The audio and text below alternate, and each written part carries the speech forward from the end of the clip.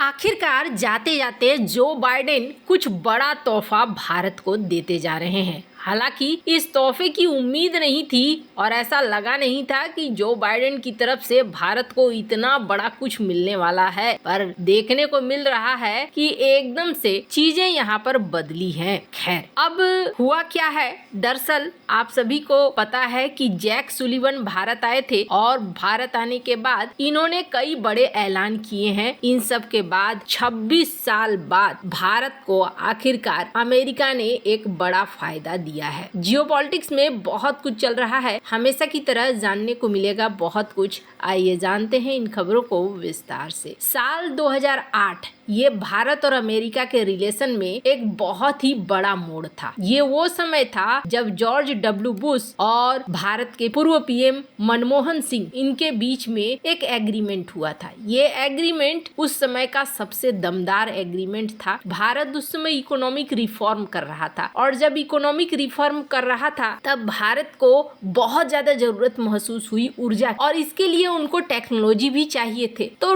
George W Bush से उस समय एक समझौता किया गया कि भारत को मदद मिलेगी टेक्नोलॉजी के मामले में और न्यूक्लियर थर्मल पावर प्लांट बनाने के मामले में अमेरिका से। और ये डील, हालांकि इस डील में भी बहुत सारी कहानी थी। इस डील में कहा गया था कि पहले तो भारत को सैन्य और असैन्य अलग करने होंगे, यानी कि सिविलियन काम के लिए न्यूक्लियर टेक्नोलॉजी का इस्तेमाल करना अलग करना होगा। दूसरी चीज ये कही गई कि वो निगरानी रखेंगे। इस पर एक समस्या खड़ी हो गई थी जिसमें कहा गया कि अंत में ये समाप्त ही हो जाता, पर यहाँ पर आखिरकार फाइनली ये डील हो गई और कहा गया कि भारत को ये नजरबंद नहीं रखा जाएगा, भारत आराम से अपना काम कर सकेगा। पर कोई खास फायदा नहीं हुआ। उसके बाद भारत ने परमाणु परीक्षण कर लिया और परमाणु परीक्षण करने के बाद भारत के ऊपर बैन वगैरह लगने शुरू हो गए। बैन वगैरह लगने के बाद भारत की कई सारी कंपनियों को भी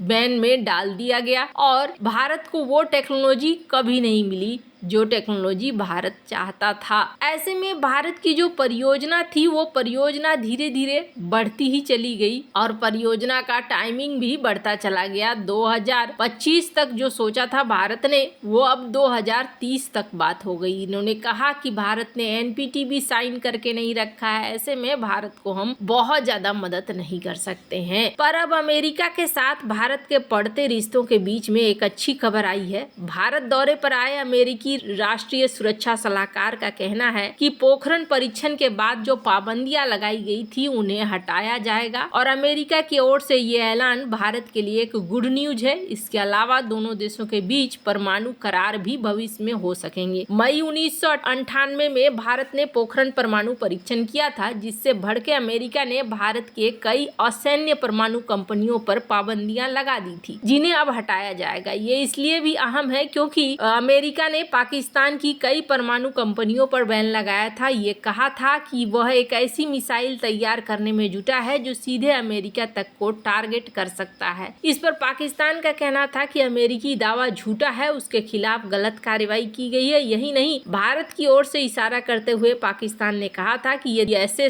पड़ोसी मुल्क का सामना कर रहे जो तमाम हथियारों से लैस है तो फिर ये पाकिस्तान के साथ जाती है। 1998 के परमाणु परीक्षण के बाद भारतीय कंपनियों पर अमेरिका की ओर से लगाए गए बैन के कारण आज तक दोनों देशों के बीच में परमाणु करार नहीं हो सके। ऐसे में अब पाबंदियां हटने से भारतीय और अमेरिकी कंपनियों के बीच में करार हो सकेंगे। इसके अलावा परमाणु समझौतों की दिशा में दोनों देशों के लिए आगे बढ़ना आवश्यक होगा। जैक सुलिवन ने आईआईटी दिल्ली में सोमवार को ये बात कही। जैक सुलिवन ने कहा कि आज मैं इस बात की घोषणा करता हूँ कि अमेरिका जरूरी कदम उठा रहा है ताकि भारत की परमाणु कंपनियों से पाबंदी हट जाए। इसके चलते करीब 2.5 दशक से भारत और अमेरिकी परमाणु कंपनियों के बीच में करार नहीं हो पाया। उन्होंने कहा कि इस संबंध में औपचारिक कार्रवाई जल्दी ही शुरू की जाएगी। उन्होंने कहा कि इससे बीते दौर की गलतियों को खत्म करने का मौका मिलेगा। इसके अलावा अब हम भविष्य में परमाणु समझौते की ओर बढ़ सकेंगे। उन्होंने कहा कि हमारे निजी सेक्टर, वैज्ञानिक और टेक्नोलॉजी क्षेत्र के लोग आपसी सहयोग के माध्यम से आगे बढ़ सकेंगे। अमेरिका के इस कदम से जिन कंपनियों से पाबंदी हटेगी उनमें जिसमें कई सरकारी संस्थाएं भी शामिल हैं। अमेरिका ने 1998 में जिन कंपनियों पर पाबंदी लगाई उनमें भाभा एटॉमिक रिसर्च सेंटर का department of atomic energy, Indira Gandhi centre for atomic research, Indian rare earths nuclear reactors आदि शामिल हैं। जैक सुलिवन ने कहा कि हम देखेंगे कि अगला दशक अहम होगा जब हम भारत और अमेरिका की कंपनियां मिलकर काम करेंगे। सेमीकंडक्टर टेक्नोलॉजी पर हम काम करेंगे। भविष्य की चुनौतियों को देखते हुए ये सहयोग अहम रहेगा। सुलिवन ने कहा कि सेमीकंडक्टर टेक्नोलॉजी पर भारत पहला देश है जिसके साथ अमेरिका काम करेगा। तो यहाँ पर इनके वीडियो को भी आप देख सकते हैं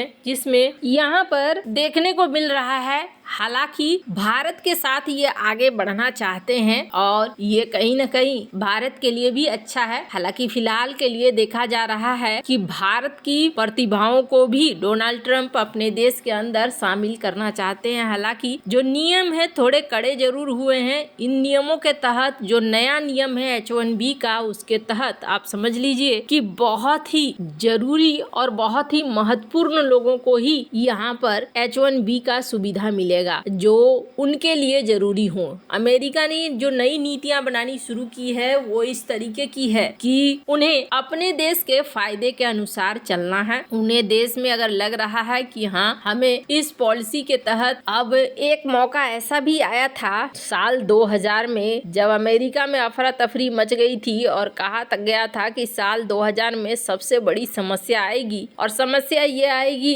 कि सारे कंप्यूटर्स वगैरह काम करने बंद कर देंगे, जिससे करीब $1 ट्रिलियन का नुकसान होगा अमेरिका में। और तब उस समय भारत के जो IT प्रोफेशनल्स थे वो बड़े काम आए थे अमेरिका में, क्योंकि वो एक छोटा सा बग था जिस बग की वजह से 12 बजते ही कहा गया कि यहाँ पर बड़ी समस्या आएगी और इस तरीके के कार्टून पब्लिश हुए थे। और भारत के कोबोल प्रोग्रामर्स ने इस समस्या को दूर किया था। जो डेट था वो डेट 2 डिजिट में लिया जाता था, जैसे कि 90, 97, 98, 99, 2000 होते ही ये सब 00 हो जाते और जैसे ही 00 हो जाते तो इसका परिणाम बड़ा भयानक होने वाला था। इस छोटे से बग को आज की डेट में तो ये एक मजाक जैसा लगता है, लेकिन उस समय ये मजाक नहीं था और तब भारत को बहुत फायदा हुआ था, क्योंकि इस पुरानी टेक्नोलॉजी में काम करने वाले टेक्निकल लोग अमेरिका में बहुत कम थे, जबकि भारत में कोबोल के प्रोग्रामर उस समय ज्यादा थे। अपटेक, NIT, इनसे सीखने वाले लोग ज्यादा थे। तो उस समय भरमार प्रोजेक्ट आया था भारत को भी। भारत के टाटा कंसल्टेंसी वगैरह उसमें जो नई कंपनियां निकल कर आ रही थी उन्हें अमेरिका से अच्छे खासे प्रोजेक्ट भी मिले थे और अमेरिका के भी इस समस्या का ज्यादातर एप्लीकेशन का सुधार भारत के कंपनियों के द्वारा किया गया था। तो ये चीजें भारत की क्षमताओं को भी बताती है। इस वजह से यहाँ पर फिलहाल क्यों ये चाह रहे हैं साथ जाना, इसके पीछे कई कारण है। अंतरिक्ष में भी इन्हें साथ चाहिए। ये देख रहे हैं कि चाइना, रूस, भारत एक साइड होते जा रहे हैं, तो कहीं भविष्य में हमारे लिए दिक्कत न हो, इसलिए भी ऐसा लग रहा है कि अमेरिका कदम बढ़ा रहा है। वैसे आपको क्या लगता है इन सब मामले में, आपकी क्या राय है, कमेंट कर जरूर बताएं। जल्द मिलते हैं अगले वीडियो में नई खबर के साथ।